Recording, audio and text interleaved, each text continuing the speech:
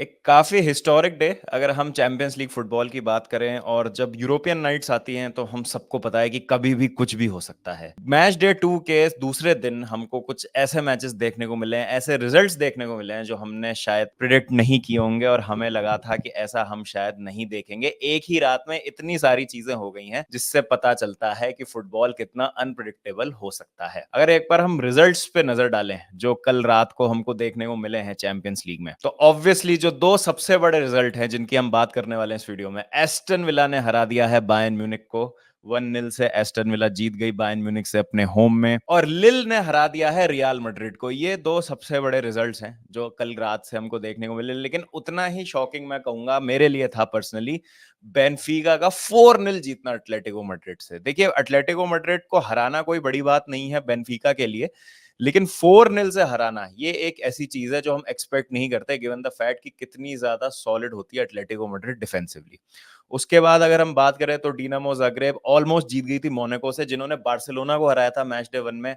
Monaco को एक last minute penalty मिलती है जहां पर वो इक्वलाइज करते हैं। लिवरपूल की एक कन्विंसिंग विन रही बोलोनिया पे, लेकिन फिर उतना ही ज्यादा धमाकेदार मैच था आरबी लाइप्जिग और यूवेंटस का, जहां पे यूवेंटस को रेड कार्ड मिल गया लेकिन फिर भी उन्होंने ये मैच जीत लिया और 3 अहम पॉइंट हासिल किए अपने लिए, और क्लब ब्रूज ने हरा दिया 1-0 से स्टूर्म ग्रास को। तो ये कुछ ऐसा धमाकेदार चैंपियंस लीग एक्शन हमको कल रात को देखने को मिला है। अब मैं बात करना चाहता हूं पहले एस्टन विला और बायर्न म्यूनिख की। अब देखिए, coming into this match Aston villa भी काफी अच्छी फुटबॉल खेल रही है। अगर हम प्रीमियर लीग सीजन की शुरुआत की बात करें, बायर्न म्यूनिख तो बहुत ही ज्यादा स्ट्रांगली उन्होंने अपना सीजन शुरू किया है। विंसेंट कंपनी पे बहुत ज्यादा डाउट्स थे, लेकिन जिस तरीके से बायर्न अपनी फुटबॉल खेल रही है, स्पेशली बुंदेसलीगा में, जैसे वो 5-5 6-6 गोल्स मार रहे हैं। चैंपियंस लीग में पहले दिन उन्होंने डिनामो जाग्रेब को 9 गोल मारे थे, तो ये लग रहा था कि हाँ, मैच टफ होगा, इंटरेस्टिंग होगा, लेकिन बायर्न आर फेवरेट्स। ऐसा नहीं है कि 50-50 मैच है। भले ही एस्टन विला अच्छा खेल रही है, अपने होम पे खेल रही है, लेकिन एक इनएक्सपीरियंस है चैंपियंस लीग का एस्टन विला को। अगर हम एस्टन विला की बात करें तो उन्होंने जो चैंपियंस लीग जीती थी, जो जब यूरोपियन कप कहा जाता था उसका 1982 में, तो उसके फाइनल में भी उन्होंने बायर्न म्यूनिख को ही हराया था 1-0 की स्कोर लाइन से। उसके बाद जो उन्होंने अगला सीजन खेला था 1982-83, वो उनका लास्ट सीजन था, आखिरी सीजन था वो उनका चैंपियंस लीग या यूरोपियन कप में, और उसके बाद 41 साल बाद अब उनकी इस कंपटीशन में वापसी हुई है। और विला पार्क में इतने सालों बाद चैंपियंस लीग का उनका पहला मैच था, that too against Bayern Munich, जिनके अगेंस्ट उन्होंने फाइनल जीता था 1982 चैंपियंस लीग का। तो ये काफी कोइंसिडेंटल भी था, आप कह सकते हैं पोएटिक भी था, लाइफ कम्स फुल सर्कल वाली भी चीज थी कि जहां से हमने अपनी खत्म की थी चैंपियंस लीग की ग्लोरी, वहीं से ही हम शुरुआत कर रहे हैं कुछ ना कुछ। इस तरीके से एक आप कह सकते हैं कि स्टोरी लाइन सेट थी इस मैच के लिए। बट जो हमने इस मैच में देखा वो आई थिंक कम लोगों ने प्रेडिक्ट किया होगा कि एस्टन विला हरा ही देगी बायर्न म्यूनिख को। I am not saying again कि इम्पॉसिबल था ये, बट बायर्न म्यूनिख जिस फॉर्म में थी, और एस्टन विला आप कह सकते हैं कि you don't know really what to expect of them, क्योंकि अभी इप्सविच से उन्होंने ड्रॉ किया था प्रीमियर लीग में, तो पता नहीं था आपको कि क्या आपको देखने को मिलेगा इस मैच से। But boy oh boy, Unai Emery की हमको बात करनी पड़ेगी। Unai Emery I think is a cup specialist, European football के स्पेशलिस्ट हैं वो। अगर बायर्न म्यूनिख की बात करें तो उनके अगेंस्ट तो बहुत ही अच्छा रिकॉर्ड है उना एमरी का। 41 मैचेस का एक अनबीटन रन चल रहा था बायर्न म्यूनिख का 41 मैचेस से। वो ग्रुप स्टेज में, या अभी तो लीग फेज बोलते हैं इसको, ग्रुप स्टेज में या पहले राउंड में नहीं आ रहे थे वो चैंपियंस लीग के एक भी मैच। लास्ट टाइम जब वो हारे थे कोई भी ग्रुप स्टेज का मैच चैंपियंस लीग का, तो वो था 2017 में, जब वो 3-0 हारे थे पीएसजी से। एंड गेस व्हाट, कौन था उनका मैनेजर उस समय? उना एमरी।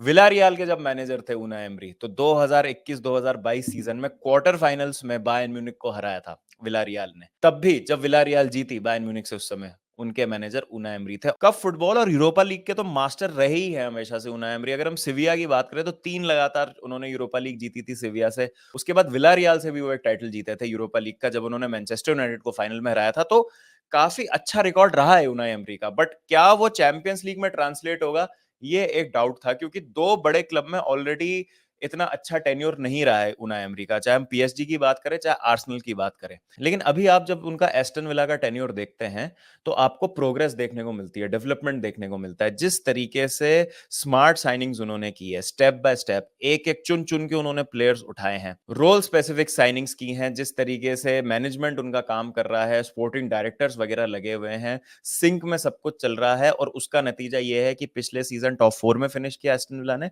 और इस सीजन बहुत ही ज्यादा शानदार शुरुआत की है उन्होंने अपनी चैंपियंस लीग कैंपेन की। एक डाउट जो मुझे लग रहा था वो ये था कि क्या एस्टन विला प्रीमियर लीग के साथ साथ यूरोपियन फुटबॉल को भी मैनेज कर पाएगी, बिकॉज इस बार आपको ज्यादा अच्छे ऑपोजिशंस के अगेंस्ट खेलना है, लीग फेज में मैचेस ज्यादा होंगे।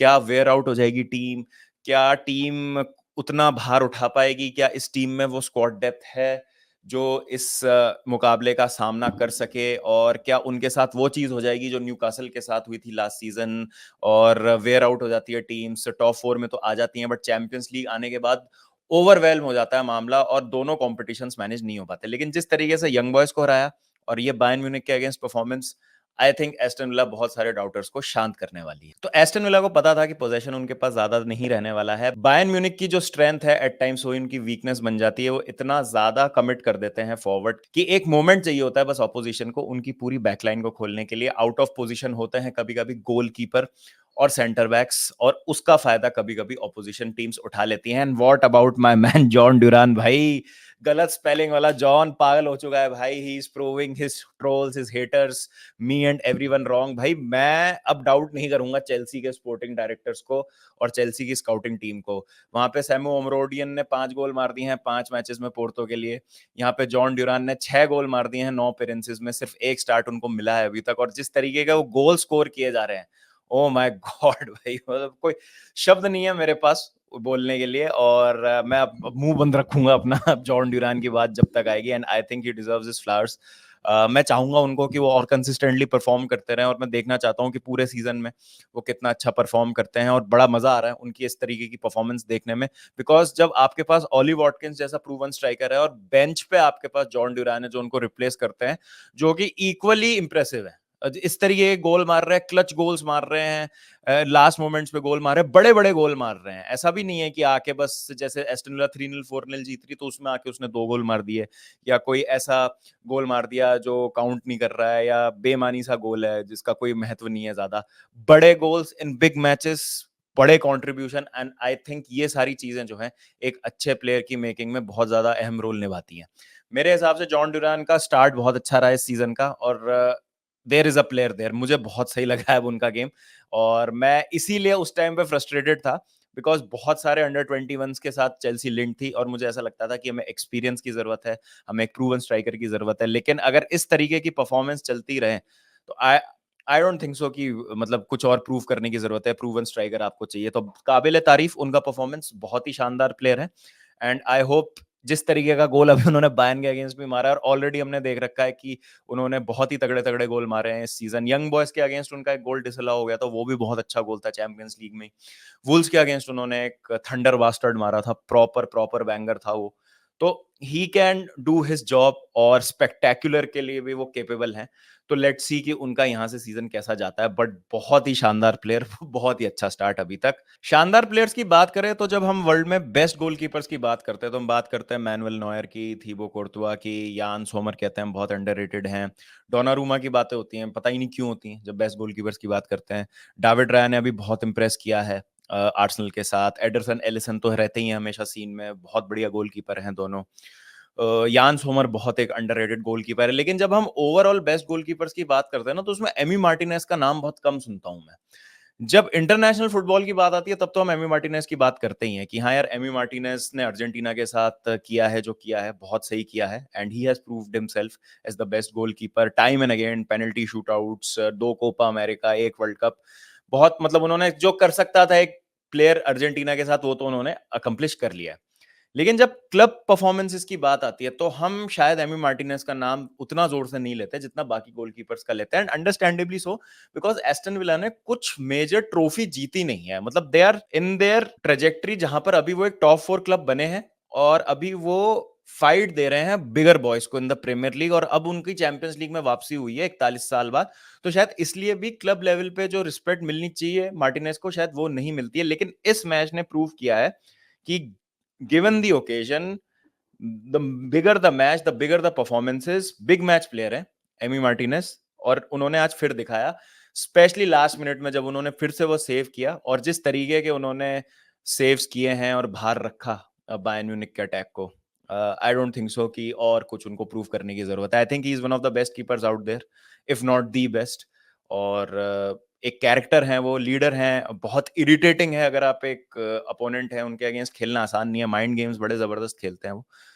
Overall I think individual performances पे निकाल लिया एस्टन विला ने, मोमेंट्स पे निकाल लिया ये मैच, और यही मैटर करता है कप फुटबॉल में, और जिसके माहिर है, जिसके मास्टर है Unai Emery. Bayern Munich on the other hand, देखिए आई फील कि एक डिफिकल्ट अवे ट्रिप था Aston Villa. I don't think so कि बहुत ज्यादा आप क्रिटिसाइज करेंगे। It was just brilliance on the part of two players. Any which way एक डोमिनेंट परफॉर्मेंस में नहीं एक्सपेक्ट कर रहा था बायर्न की।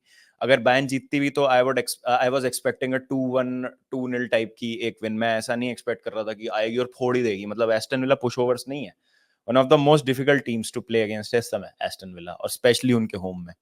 बट ठीक है, आई थिंक 41 साल बाद एस्टन विला खेल रही थी अपने होम में एक चैंपियंस लीग का मैच बायर्न म्यूनिख के अगेंस्ट। उनके फैंस को एक बहुत अच्छा मौका मिला इस विन को रिजॉइस करने का, तो बहुत अच्छा रिजल्ट उनके लिए। और लीग टेबल में अभी अनबीटन है वो, 2 मैच जीत गए हैं, उसकी भी बात करेंगे बाद में। लीग टेबल की भी बात करेंगे, एंड में देखेंगे। But what a result for Aston Villa, and brilliant brilliant performance by Martinez and Jhon Duran. उसके बाद बात करें तो रियल मैड्रिड हार गई लिल से। अब आई थिंक यहाँ पर बहुत सारे सवाल उठ रहे हैं कि रियल मैड्रिड के अटैक को क्या हुआ है, फ्लूइडिटी कहाँ चली गई है। अब समझ आ रहा है कि टोनी क्रूज के बिना जो कोहिजन था वो नहीं मिल पा रहा है रियल मैड्रिड को।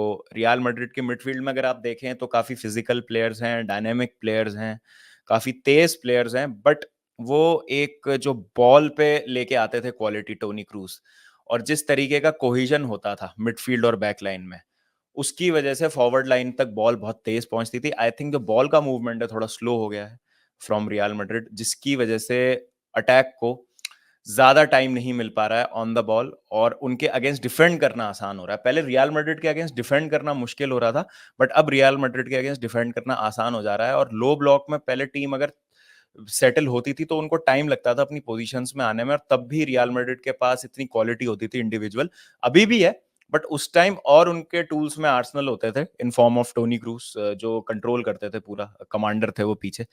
एंड आई थिंक वो टेम्पो कंट्रोल करने वाला भी जो प्लेयर उनके पास मिसिंग है, उसकी वजह से वो थोड़ा सा मुश्किल पा रहे हैं इस चीज को, कि वो लो ब्लॉक्स को, या जो ऑर्गेनाइजेशन से एकदम डिफेंड करती हैं टीम्स, उनके अगेंस्ट उनको प्रॉब्लम आ रही है। तो वेल डन टू लिल, जिस तरीके से उन्होंने गेम खेला। आई थिंक पेनल्टी उनको मिलती है, उसको कन्वर्ट कर लेते हैं, और यही जरूरी होता है कि आप अपने चांसेस ले अगेंस्ट रियल मैड्रिड।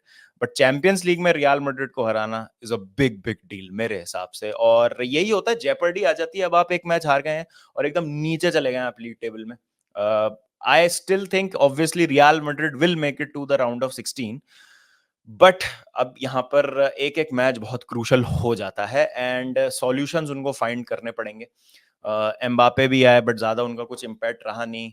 अब वो जो सवाल हैं वो तेजी से और पूछे जाएंगे कि भाई क्या एम्बापे के आने से बेटर हुई है रियल मैड्रिड, क्या एक्चुअली में हमको वो देखने को मिल रहा है रियल मैड्रिड से जो हमने सोचा था कि हमको देखने को मिलेगा। और एक चीज है, जब आप रियल मैड्रिड हैं, जब आप ऑलरेडी इतने टॉप पे थे और आपने उसमें एम्बापे और एंड्रिक जैसे प्लेयर्स भी ऐड कर लिए हैं, तो एक एक ड्रॉ, एक एक लॉस पे आपको स्क्रूटनाइज किया जाएगा, आपको क्रिटिसाइज किया जाएगा। जितनी आपकी अच्छी टीम होती है उतना आपका मार्जिन ऑफ एरर कम होता है।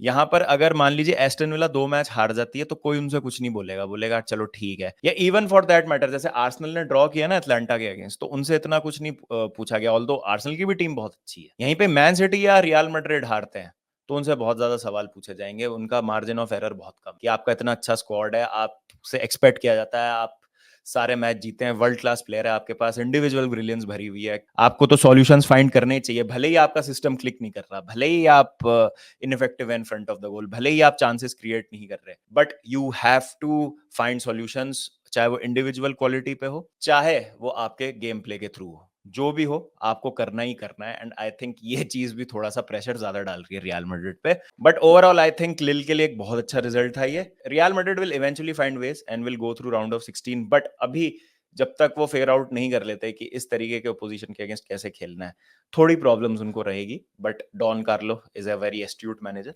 और देखते हैं वो किस तरीके से आगे इस चीज को लेके जाते हैं। बाकी और अगर मैं थोड़ी सी बात कर लूं दूसरे कुछ रिजल्ट्स के बारे में, तो लिवरपूल की अगेन एक कन्विंसिंग परफॉर्मेंस। यूवेंटस डिस्पाइट अ रेड कार्ड जीत गई लाइप्जिग से, बहुत ही शानदार। बेनफिका ने फोड़ दिया यार एटलेटिको मैड्रिड को। I have to watch the highlights of this game. मैं तो कुछ देखा ही नहीं इस मैच का। काफी काफी सरप्राइज्ड हूं मैं कि कैसे 4 गोल मार दिए बेनफिका ने एटलेटिको मैड्रिड को। और मोनाको ने भी एक ड्रॉ सैल्वेज कर लिया जागरेब के अगेंस्ट। तो एक बार अगर लीग टेबल पे नजर डालें दोस्तों, तो डॉर्टमंड अभी टॉप पर है। 9 का उनका गोल डिफरेंस है, 7 गोल उस दिन मार दिए थे उन्होंने। Brest my favourite team in this competition, वो भी 6 पॉइंट्स पे है। Benfica against 6 points. Leverkusen, Liverpool, Aston Villa, Juventus, ये सब अपने दोनों दोनों मैच जीत चुकी है। 8th पे आती है मैन सिटी। देखिए कितना मतलब खतरनाक लग रही है लीग टेबल ये देखने में। और अगर आप नीचे जाएंगे, 13th पे आर्सेनल है, 14th पे मोनाको है, 15, 16, 17th पे है Bayern Munich, Barcelona, real Madrid respectively. तो इतना ज्यादा ये टाइट हो गया लीग टेबल, और बहुत सारी टीम्स ना सेम पॉइंट्स पे होंगी, तो गोल डिफरेंस पे तो बात आएगी ही आएगी एंड में। तो जो teams heavy heavy scoreline से जीत रही है ना, they have to make sure कि उनका गोल डिफरेंस अच्छा रहे। और जब भी आप एक लोअर रैंक ऑपोजिशन के अगेंस्ट खेल रहे हो, you have to make sure कि आप जितने गोल स्कोर कर सको उतना अच्छा। बिकॉज अगर आप कुछ टीम्स देखो, जैसे एसी मिलान पे अभी से ही खतरा मंडरा रहा है नॉकआउट होने का, 2 matches into the champions league. Leipzig के भी हालात कुछ अच्छे नहीं लग रहे हैं। तो ऐसा हो सकता है कि बड़ी टीम्स कुछ आपको यहाँ पे बाहर होती हुई दिखें। तो ये बहुत अजीब है इस बार, नई चीज है हमारे लिए। देखते हैं कि लीग स्टेज किस तरीके से आगे बढ़ती है। बट मैडनेस एक ही दिन पे हो जाना, that is what European football, that is what champions league is all about. And I think ये चीजें अब हमको ज्यादा देखने को मिलेंगी, बिकॉज ज्यादा बड़ी टीमें एक दूसरे के अगेंस्ट खेल रही हैं। तो आपकी क्या राय है इसमें? Please do let me know in the comment section. आपको कैसा लगा परफॉर्मेंस एमी मार्टिनेज का, जॉन ड्यूरान का, रियल मैड्रिड पे आपकी क्या राय है, बताइएगा मुझे। तो मिलता हूं आपसे रात को, जब तक ध्यान रखिए अपना आप। Take care and piece.